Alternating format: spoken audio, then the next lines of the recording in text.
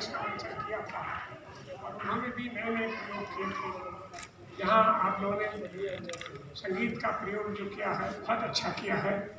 और सबसे बड़ी चीज़ ये है जो कथासार वाली बात ये कर रहे हैं, और शारदा जी को मैंने कोई मदद नहीं की, वो आत्मनिर्भर होकर के, हम तो बाहर थे शहर के, उन्होंने बहुत कोशिश की। इसी बीच हमारा जन्मदिन भी आया 2 जुलाई को, तो अभी मैं दिल्ली से आया हूँ और इसी कविता का पाठ मैंने हिंदवी के मंच से किया।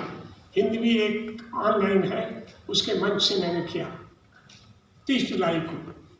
इसलिए नहीं कि मैं पढ़ना चाहता था, जब मैं वहाँ पहुँचा तो तमाम अच्छे कवि लेखक थे और विश्वविद्यालय के लड़के लड़कियाँ।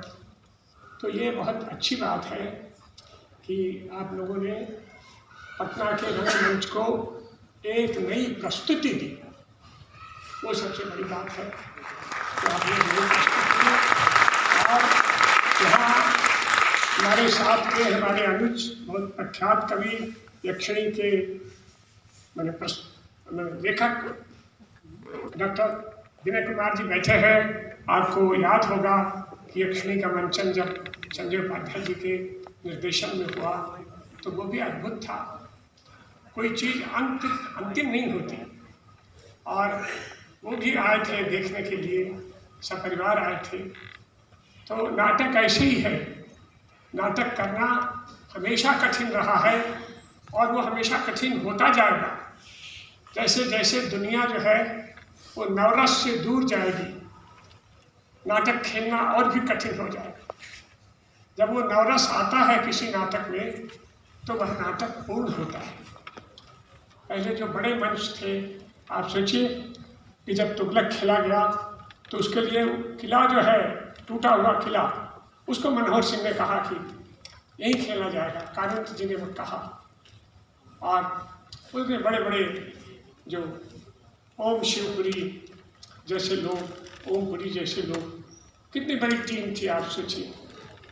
जो राष्ट्रीय नाट्य विद्यालय की जो टीम थी वो बहुत बड़ी थी, और कैसे कैसे लोग थे, नसीर जैसे लोग थे उसमें, मीना गुप्ता जैसी मतलब महिला थी। तो ये सबसे बड़ा दुर्भाग्य है कि पटना में हमने संजय जी से अनुनय विनय किया था कि जैसे भोपाल में आपने एक नया स्कूल बना दिया, यहाँ भी कोशिश कीजिए, क्यों नहीं बन सकता है। आप कोशिश कीजिए, हम लोग आपका साथ देंगे। हम हमारे तो अनुज हैं। जब वो एमए में, अंग्रेजी एमए में पढ़ रहे थे, तब से हमारी दोस्ती है। और लेकिन जो कुछ आज प्रस्तुत हुआ है उसके लिए मैं हमेशा प्रोत्साहन दूंगा। और ये कठिन था, बहुत कठिन था, क्योंकि शारदा ने एक ही बार मुझसे पूछा था मैं क्या करूं। मैंने कहा खुद तुम सोचो। लेकिन शारदा ने बहुत अच्छे ढंग से, बच्चे जो हमारे हैं और हमारे जो बच्चे हैं, ये तो कितना कठिन था आप समझिए। करीब 1.5 घंटे कितना मुश्किल है। गुरुतगस्की हुई एक बहुत बड़ी, जो जितना मुंह से बोलते हैं उससे ज़्यादा शरीर से बोलते हैं। इतना बड़ा नाटक, बहुत बड़े नाटककार हुए गुरुतगस्की। तो ये बड़ी चीज़ है जो आज प्रस्तुत की गई है, और जो हमारे दर्शक हैं उन्होंने भी बहुत धैर्य से इसको देखा है और सुना है। और हमको लगता है कि संजय जी आए हैं क्या? अरे तो बहुत बड़ी बात है क्या अंदर आ गए। ठीक, बहुत अच्छी बात है। तो ये है, अब संजय से ज़्यादा कौन बताएगा। तो वही है। और जो संगीत आपने दिया उससे कोई परहेज नहीं होना चाहिए, क्योंकि जब दादा आते हैं, दादा मतलब एस टी बर्मन, तो एस टी बर्मन के आने पर हमने अभी कहा भी डॉक्टर साहब से और संता से भी कहा कि उनके आने पर सिर्फ रुलाई आती है जब वो गाते हैं। तो ऐसी आवाज़ है, इतनी अद्भुत आवाज़ है उनकी, और संगीत की इतनी समझ थी उनकी। मुनीम जी फिल्म से उन्होंने शुरू किया और गाइड तक आते आते जो बेस्ट है फिल्म संगीत का वो उनकी। अब फिल्म अलग से कोई चीज़ नहीं है, कविता भी कोई अलग से चीज़ नहीं है। आज आपने एक बहुत अच्छा प्रयोग किया कि आपने मेरे रचना संसार की प्रस्तुति की।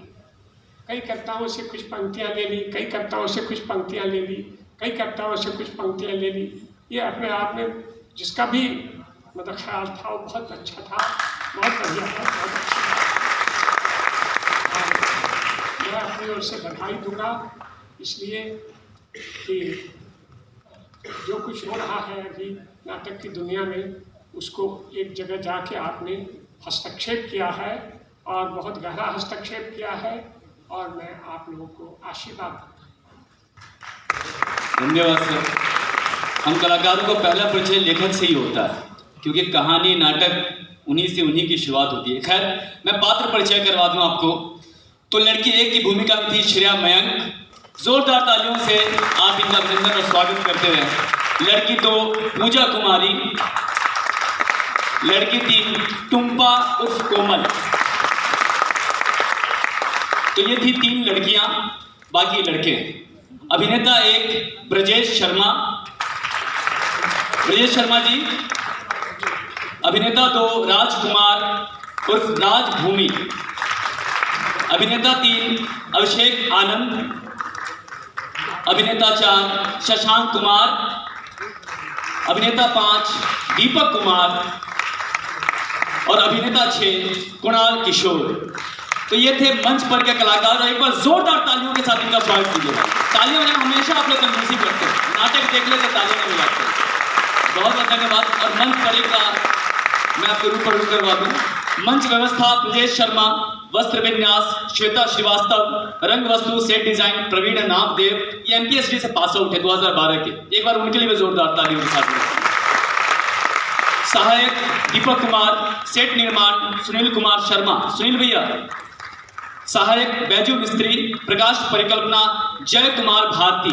ये बहुत बड़े लाइट डिजाइनर है, बड़ा नाम भी है हमारे, और MPSD से पास आउट है हमारे भैया। ध्वनि परिकल्पना रोहित चंद्रा, हमारे पटना के जाने माने कंपोजर हैं, बहुत अच्छे कंपोजर हैं, युवा कंपोजर हैं। नृत्य संयोजन महिमा जी और कुमार उदय सिंह हमारे बीच में। तो आ जाएं, महिमा जी आ रही है। एक बार जोरदार तालियां महिमा जी के लिए, बहुत दूर बैठ जाती है। मूवमेंट्स अभिषेक आनंद। फिजिकल गुरु में हम लोग इन्हीं को अभिषेक आनंद। चलिए थक गए होंगे, कोई आप आ सकते हैं मंच पर। मेकअप रवि रंजन शशि रंजन। पूर्वाभ्यास प्रभारी संतोष कुमार सिंह। मीडिया प्रभारी रोहित चंद्रा। Card brochure Arvind Kumar. तो ये थे मंच पर के लोग जिनकी वजह से हम नाटक मंच पर तैयार कर पाते हैं। खैर, और मैं आपको सबसे अहम व्यक्ति से आपका परिचय करवा दूं। हमारे देश, हमारे पटना बिहार के जाने माने रंग निर्देशक श्री संजय उपाध्याय सर, जिनकी संगीत परिकल्पना आपने सुना देखा, इन्हीं की संगीत परिकल्पना की हुई है। और साथ ही साथ अंत में मैं परिकल्पना इस नाटक के डिजाइनिंग और डायरेक्शन, जो कि पूरा पटना रंगमंच, बिहार रंगमंच, देश के तमाम रंगमंच के लोग उनको बहुत ही अच्छी अभिनेत्री के रूप में देखा है, जाना है और समझा भी है, और निर्देशिका के रूप में भी शारदा सिंह।